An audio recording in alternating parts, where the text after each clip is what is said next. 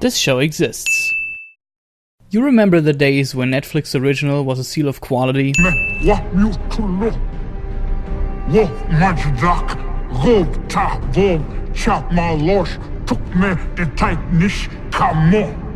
These new Klingons.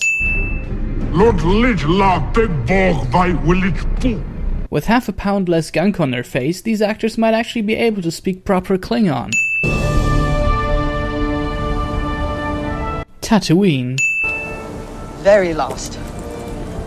We wore this protective gear to protect our faces from the sandstorm, but now we're going to take it off for the camera.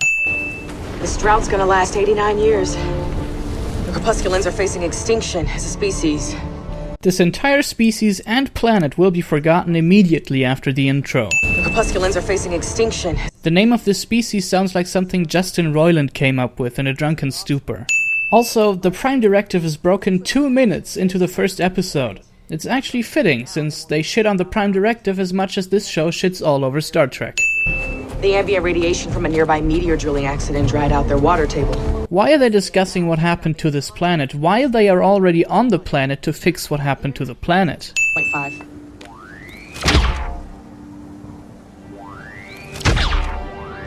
Technology retconning. It's your turn to trust me, number one. Number one was Picard's idiosyncratic way of addressing Riker. You are not Picard, not even close. I'd much rather be watching TNG right now. It's hard to imagine. You've served under me for 7 years. 2017 Star Trek show builds a mentor character to kill her in the second episode. As a xenoanthropologist, I could reveal myself to the natives. As an ex, I am able to do Y. What will you do if we're trapped here for 89 years? That's easy. I'd escape. No, you wouldn't. The premise is that you are trapped here for 89 years. I'd escape contradicts the premise and is an invalid response. Michael was brought up Vulcan, but doesn't pick up on this obvious logical flaw. How did they find us? I said a star. I speak cryptically because I'm an asshole. Do I even have to explain why this is fucking bullshit?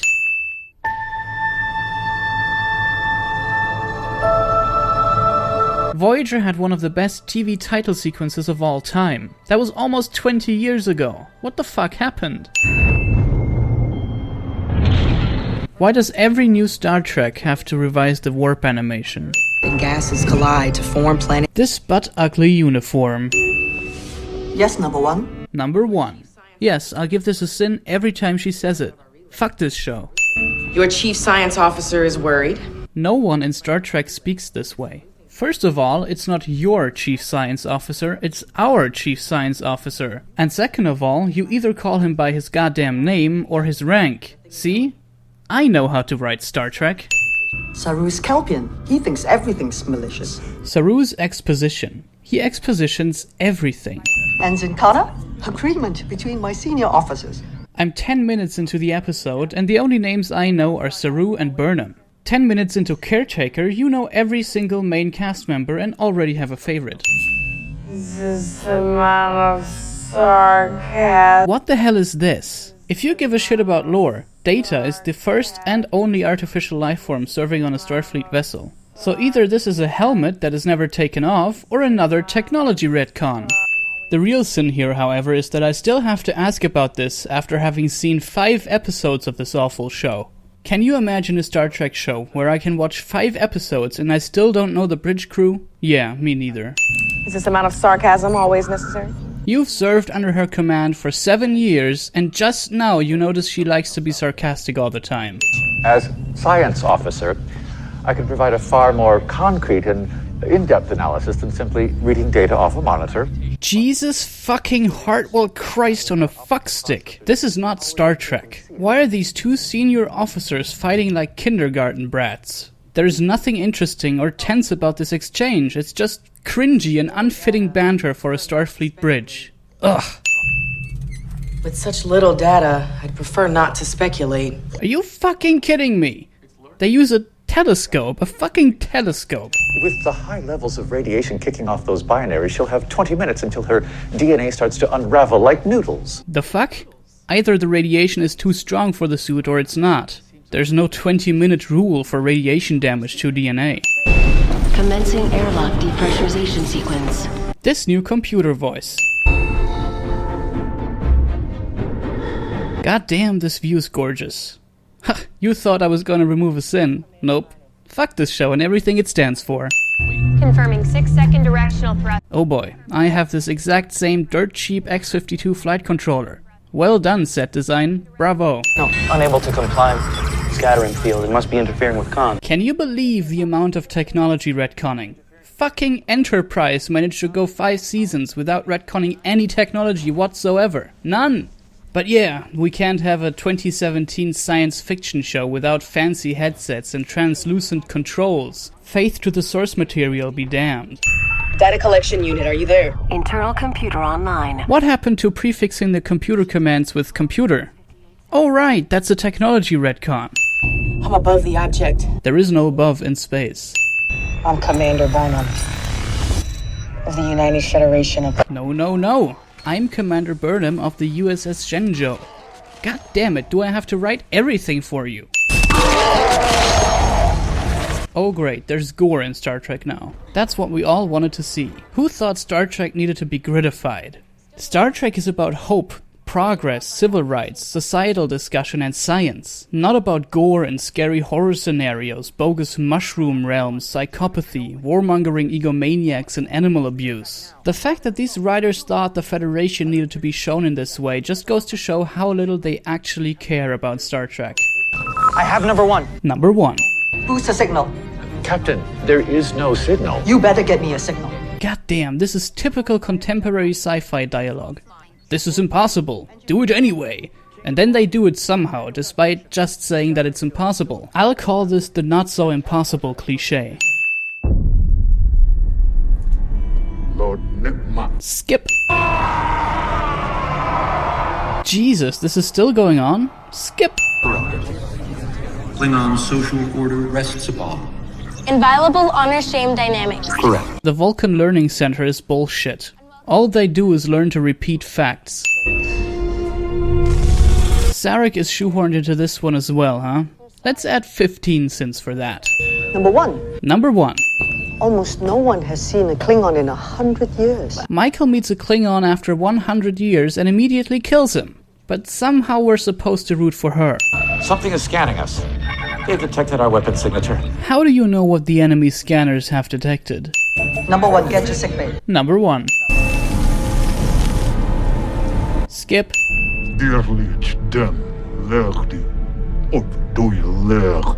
Here we go, ladies and gentlemen. After 51 years of a Star Trek universe without racism, Discovery retcons racial tensions into the Klingons and later the humans and Vulcans just for a cheap, ham-fisted, half-assed message about how racism is wrong. Fuck this show. Their hull is covered in hollow ornamental metallic pods, thousands of them. They contain Klingon biological material in various states of decay. Their entire ship is covered with coffins. Let me restate the obvious so the dumbest bricks viewers will understand. Your world has food chains. Mine does not.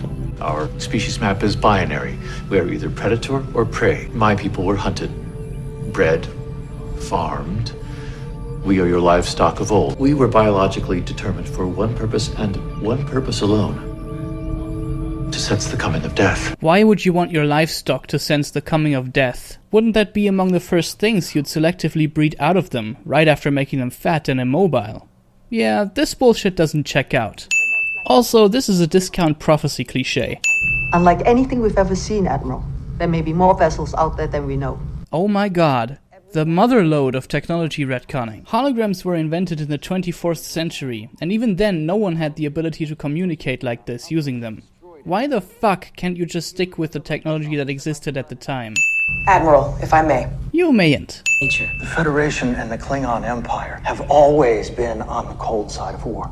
We've had only fleeting run-ins with them for a century, and now you presume to know their motivation because it is in their nature? Considering your background, I would think you the last person to make assumptions based on race. We're supposed to root for Michael, but the Admiral is 100% absolutely correct. I'd much rather have this Admiral as the main character than the unbelievably annoying hothead bitch that is Michael. Captain, to the bridge.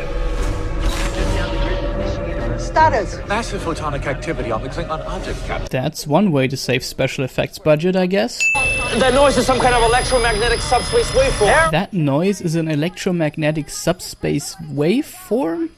That makes no sense on so many levels. Computer. Working. Open dedicated subspace channel 222AA7. Commander Burnham. Oh, for fuck's sake. I assume the timing of the call was not coincidental. The quadrant reports a new star in the sky. A new star in the sky. Do the writers not even care about the speed of light? I challenge you to find a single shot during this conversation that doesn't have a completely out-of-place Dutch angle applied for no reason whatsoever. We've encountered the Klingons. I killed one. In light of the fact that they killed your parents, some might think that only fair. In light of the fact that you're Vulcan, vengeance is illogical. How did the Vulcans achieve diplomatic relations with the Klingons? Tell me, how did you keep the Klingons at bay? Keeping the Klingons at bay and establishing diplomatic relations are two different things.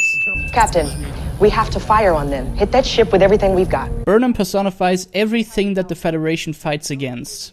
She doesn't think clearly, she's impulsive, she wants to fire on aliens without provocation, she knocks out her captain, mutinies her ship, gets her captain killed and her ship destroyed, and then faces a life sentence because she's a horrible person and a terrible officer, but somehow we are supposed to root for her. I'm sorry. Captain, please. I'm trying to save you. I'm trying to save all of you. The writers are fucking delusional. They take all the qualities of the morality of Star Trek and put them inside of a character who's supposed to seem unfair and unwise in this situation. Can you hold the goddamn camera straight, for fuck's sake?